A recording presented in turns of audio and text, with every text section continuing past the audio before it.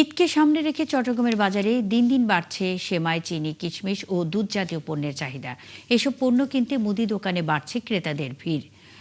বর্তমানে চট্টগ্রামের বাজারে 200 গ্রাম ওজনের সেমাইয়ের প্যাকেট বিক্রি হচ্ছে 45 থেকে 50 টাকায়, আর খোলা সেমাই প্রতি কেজি বিক্রি হচ্ছে 70 টাকায়। এবার সেমাইয়ের দাম গত বছরের তুলনায় বেশি বলে জানিয়েছেন দোকানিরা। এছাড়া প্যাকেটজাত পাউডার দুধ বিক্রি হচ্ছে প্রতি কেজি 800 থেকে 900 টাকায়। বাজারে চিনি বিক্রি হচ্ছে প্রতি কেজি 100 টাকা এবং কিশমিশ বিক্রি হচ্ছে কেজি প্রতি 800 থেকে 850 টাকায়।